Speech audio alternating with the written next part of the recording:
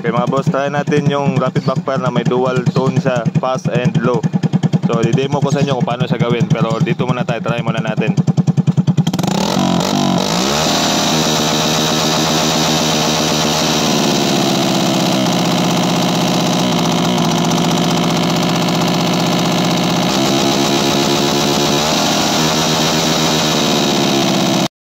Okay, so good day guys. Gagawa naman tayo ngayon ng panibagong video tutorial about sa rapid backfire natin na double interrupter relay at isang horn relay ang gagamitin natin. Then the next video, try natin to. Yung iba is may remote na ganito, pero unahin muna natin itong naka double interrupter relay. Naka fast and low yung setting niya. So make sure na yung interrupter relay na nabili ninyo is yung merong relay talaga, kasi dalawang klase yung Shinagawa na ito. Yung isa is electronic at ito yung relay type. So para klaro sa inyo, ito yung sample nya. Kailangan tatanggalin natin itong wala dapat load na relay or horn, itong yellow. So ganito siya. Pag lalagyan natin siya ng supply, may maririnig kayo na pitik sa loob ng Shinagawa relay. Yun ang ibig sabihin na relay type ang nabili ninyo, kasi mayroong electronic niyan. Yung electronic kasi wala talaga siyang tunog, wala kayong pitik na maririnig sa loob. So lagyan natin siya ng negative supply sa black at positive. Yun, kung sana narinig nyo. Yan,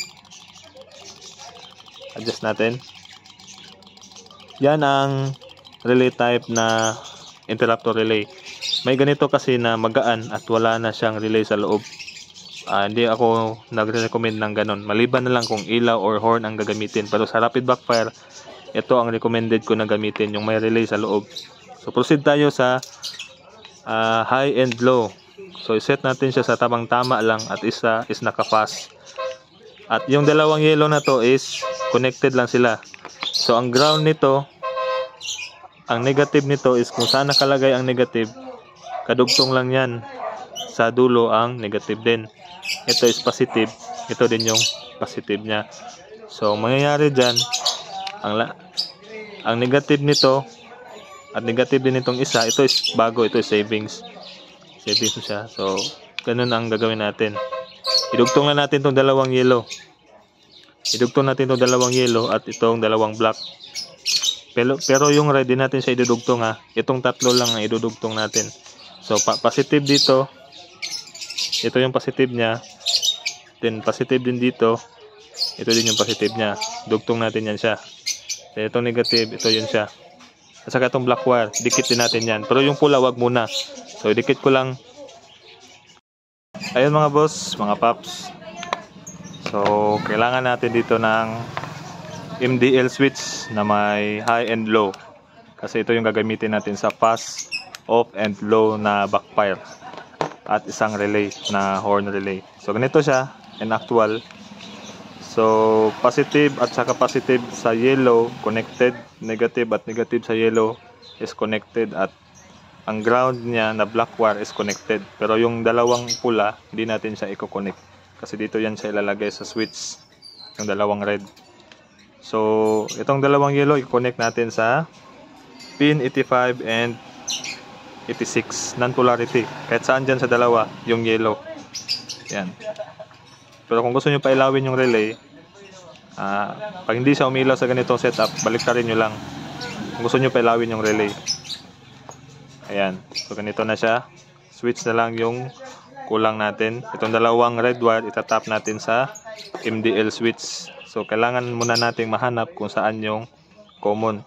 So kung wala kayong tester, pwede nyo naman siyang i-connect saan dito yung maglagay kayo ng 12 volts dito positive, then dito is ground, then i-connect nyo lang siya hanggang mahanap nyo kung saan yung common. So kailangan ko ng tester dito. So try ko yung black at red, then i-high low natin. Yun, ito yung siya sa high, then yung low is black at yellow. So hindi siya tunog sa black and yellow. Try natin ang red at yellow. Yun. So, ibig sabihin, ang red ang common. Pag i-high natin, high is black. So, stable lang yung red. So, pag i-low natin, sa yellow siya pupunta. Pag i-high natin, mawawala sa yellow, lilipat sa black. So, ito yung common. So, ngayon, dito tayo maglalagay ng red sa yellow at black. Kahit saan dyan. Ito yung isang red. At dito yung isa pang red. So, madali lang to. Ito is sa ignition natin. Yung nagkakaroon ng on-off supply. Pag ino-on-off natin yung susi. Dito yung red. Ito is sa ground. And then, ang pin 30 is sa ground. At itong 87 is papunta na ng pulser. Pwede sa pulser or sa ignition coil. So, didemo ko naman ngayon sa motor. Papakita ko sa inyo. So, yellow at black, i-connect natin dyan ang dalawang red. Ganyan siya. Kahit saan dyan. Okay. So, connect ko muna para di ganong tumaas yung video. Ayun na mga boss, nalugtong ko na yung dalawang red sa yellow at black. Hininang ko lang para mas matibay. So, mas maganda kung meron kayong ganito, saving sa relay. So, ngayon, lalagyan natin ng ground yung pin 30. Ayan. Pin 30. May nakasulat po dyan na pin 30. Diyan natin i-connect itong isa. And then ito is dito sa ground. Sa ground ng ating interrupter relay. So, naka-close yan. Upitin natin. So, madali lang po ito. Wag lang po kayong maguluhan. Same pa rin ito sa isang relay na interrupter. Nagdagdag lang tayo ng isa at nag 3-way switch tayo. So, yan siya. So, yan yung connection niya. So, ito na lang kulang sa ignition key at ito, i-connect natin yung wire dito sa pulser or sa ignition coil. So, ito sa ground. Hanap tayo ng body ground. So, tara, connect natin sa ating motor. Ayan po mga boss. So, naglagay na ako ng wire para sa positive ng dito ako naglagay ng wire sa ignition coil. Yan o. Yung may socket na yan. Ito. Nukso ko lang siya dyan. Kasi ito yung ilagay natin sa pin 87. Ito. Yung nag-iisang pin na lang sa relay. Diyan natin i-connect. Yung galing dito sa ignition coil or sa pulser. Yung pulser kasi natin, minsan ang kulay nun sa mga Honda is white na may stripe na blue or blue na may white na stripe. So, dito natin siya i-connect. So, kompleto na tayo sa relay. Dito na lang sa switch, nag-isang wire na lang yung kulang natin. Dito sa red. So, i-connect ko siya na mas malapit na supply dito sa plus relay. Sa Suzuki is orange. Sa Honda is black. Yun yung nagkakaroon ng supply pag i-on natin ng susi. Pag i-off naman natin yung susi, nawawala din ang 12 volts dun na supply. So, kailangan hanapin nyo yun. Yung kanyang ignition switch or accessory wire. So, maghanap lang ako dito ng orange wire sa flasher nya. Yun.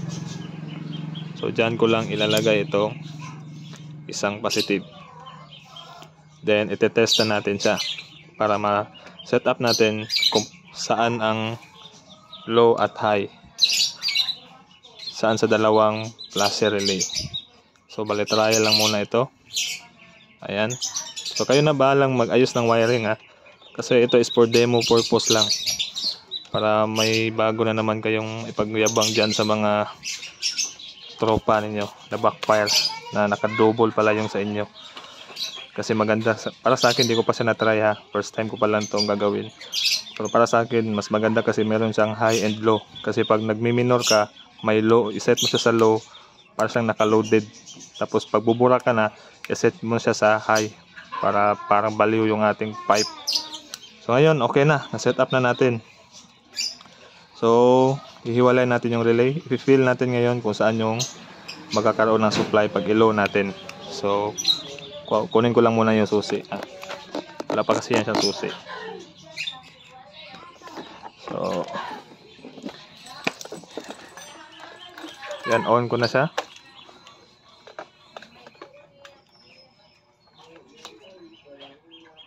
Yan. Okay. So, ito yung low natin. So, i-feel ko muna kung saan yung low. Ito yung low. So, kailangan low lang siya.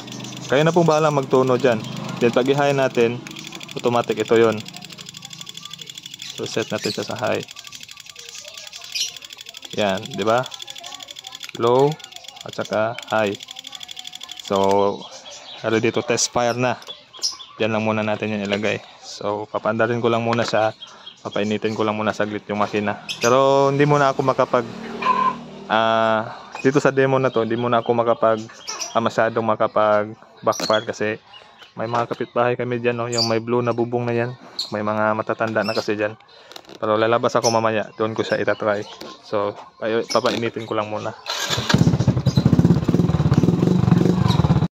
So, ngayon, try natin. Ito yung switch. Start.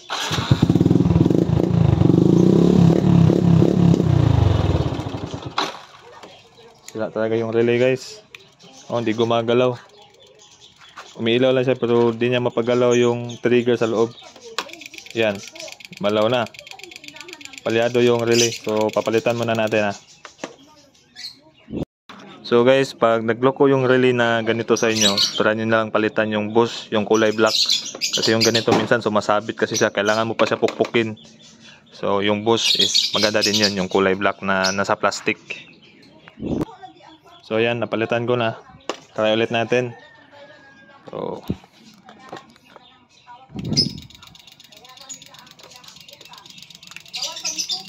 alright, start.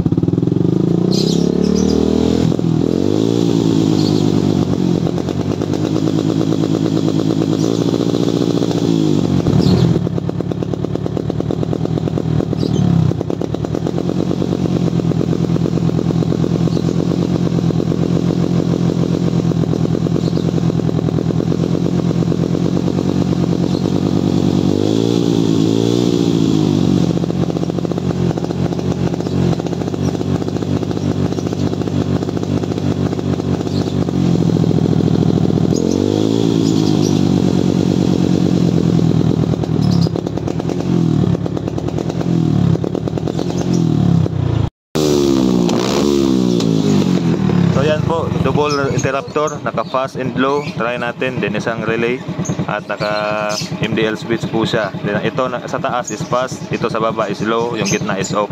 So dalawa po siya kasi fast and low. Try natin, sana di pumali yung relay kasi sirain na din. So okay.